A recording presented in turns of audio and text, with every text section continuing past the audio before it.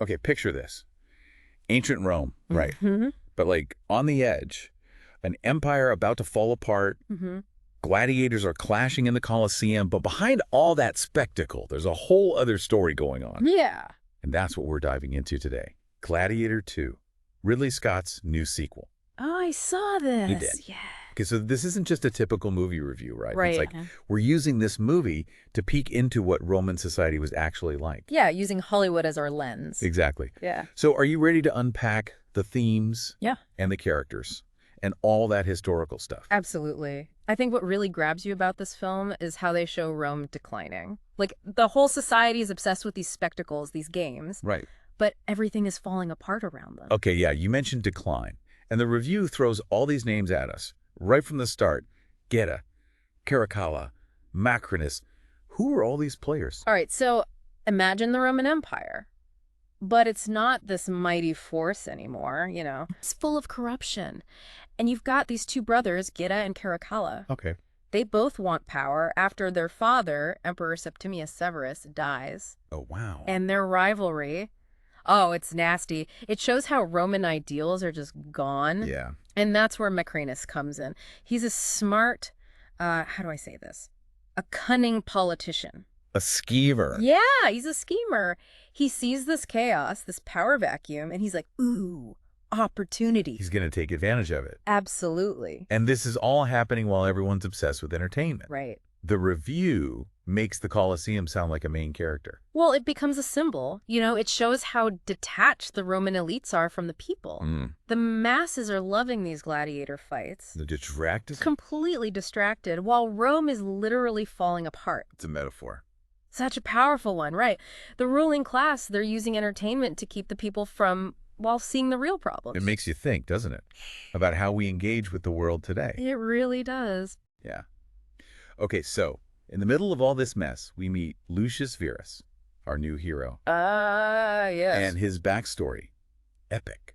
He's the son of Lucilla and Maximus. From the original Gladiator. Yes, raised in exile. Now he wants revenge. Oh, he's got a huge chip on his shoulder. For sure. He embodies this whole, like, tension between wanting revenge, but also maybe restoring order. Oh, interesting. He's a great warrior. His past drives him, but it also haunts him, you know? Howdy card. That conflict, that struggle, it adds so much to his character. Right. It's a classic theme in Roman stuff. Yeah. Balancing your own desires with what's good for everyone. But let's be honest, this movie isn't exactly historically accurate. Oh, definitely not. I mean, they've got man-eating monkeys in the Coliseum. They do.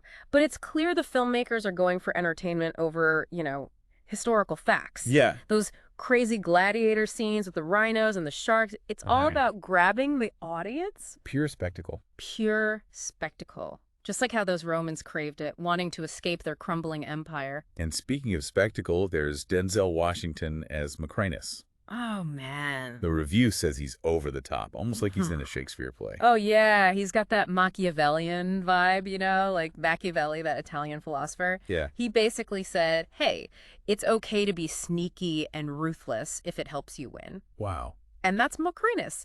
He sees politics as a game. Morality doesn't matter. It's all about ambition. So he uses Lucius. Absolutely. He uses Lucius's popularity to get what he wants. Classic power struggle. Yeah, it's going to be good. So good. Okay, there's this opening battle in Numidia. Sounds insane. Oh, yeah. Like an armada moving at NASCAR speed. Classic Ridley Scott, right? Yeah, he's a master of those big visual scenes. Totally. And that's where we first meet Lucius, you know, already showing how strong he is. Oh, cool. And there's this line Macrinus says to Lucius, rage pours out of you like milk. Oh, that's a good one. It tells us so much about him. It shows how deep his anger is, how it drives everything he does. Yeah. But it also hints at the danger of all that anger. Ooh. And Macrinus, being the master manipulator he is, he sees that rage and he's going to use it. That's not good for Lucius. Not at all. Then, get this, Lucius survives the arena by, wait for it, outsmarting monkeys. Monkeys. What? Monkeys. I know, right? But the review makes it sound entertaining. Okay, I'm intrigued. I guess that's what the movie's all about, giving the audience those fun, exciting moments. Exactly. But it also shows how smart Lucius is. He's not just a fighter. Yeah. He's strategic. He's got cunning. Makes you wonder if maybe Rome needs those qualities to, you know, get back on track. Oh, I like that. Like Lucius is the hope for Rome. Maybe he is. It's wild, right? Yeah. Even with Rome falling apart, they're still into strategy and smarts, even in the arena. Yeah, you'd think with all the political stuff going on, nobody would care about a few monkeys. Right. But wait, the review mentions a rhino, and they flood the Coliseum with sharks. Oh, yeah, I forgot about that. Come on, that's just crazy. Pure spectacle. Like, they took that bread and circuses thing to the max. Keep them distracted with food and entertainment. Exactly.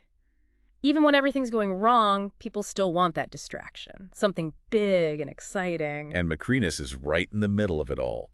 Pulling strings, playing everyone. Yeah. There's that line he says, "That, my friend, is politics." Oh, I remember that. It's perfect. He's so cynical. Yeah. Like the world's a chessboard and everyone's just a pawn to him. No morals. No, just ambition. A scary look into the mind of a politician, right? Totally. So it sounds like we've got this big showdown coming. Lucius, the rightful heir, versus Macrinus, the schemer. Yep. Who would you root for?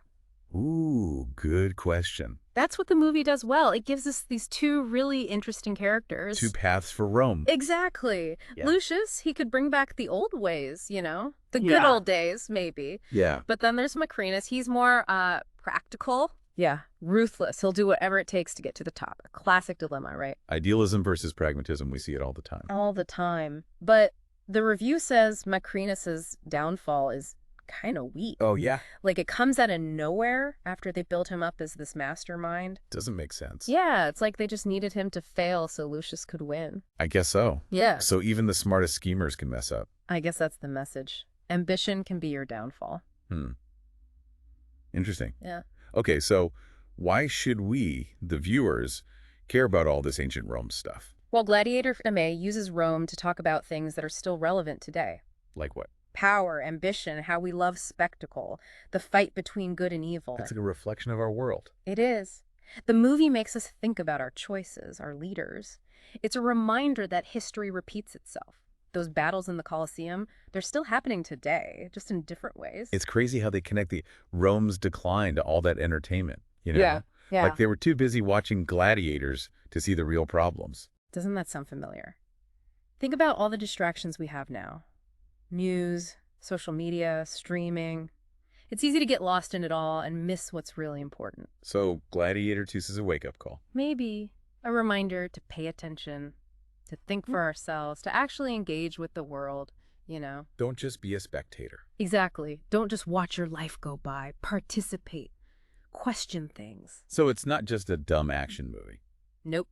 There's depth there. You Yeah. can enjoy the action or really think about what it's saying about society. I like that. Multiple levels. That's what makes it good. And the review leaves us with that big question, right? Yeah.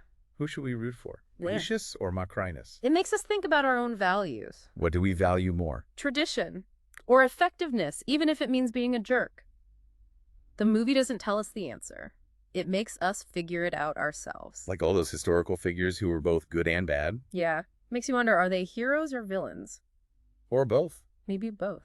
I think the real lesson is that power and leadership are complicated. Nothing's simple. Right. It's a mix of everything. Ambition, idealism, being practical, and compromise. Wow. This deep dive has been a wild ride. I feel like I time traveled to ancient Rome. Me too. We saw the good and the bad. And I think I understand our own time a little better now. That's the power of stories.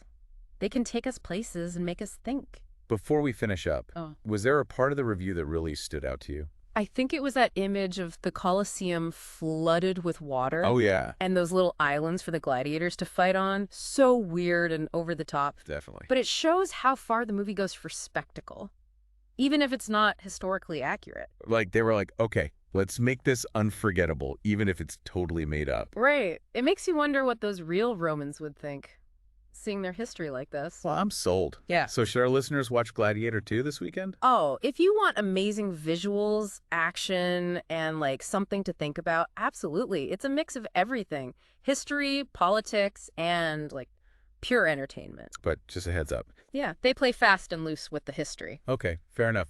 Sounds like a perfect Saturday night movie to me. Definitely. And you'll have lots to talk about after. Okay, so after you've seen it, let us know what you think. Did you like Lucius or Macrinus more? Did all those historical, changes bother you? Or were you just enjoying the show? Yeah, tell us on social media. We love a good discussion. And hey, maybe your thoughts will give us ideas for our next deep dive. You never know. All right, that wraps up our look at Gladiator II. We went back to ancient Rome. We talked about power, ambition, and all that spectacle. It's been a wild ride. We saw how this movie, even if it's not totally accurate, can help us understand our own time. Yeah, those struggles for power, how much we love entertainment, and how we make choices when things are tough. That's all still happening today. Gladiator II shows us that history isn't really over and done with. It can teach us things. Absolutely. So, as you go back to your own life, remember what we learned from ancient Rome.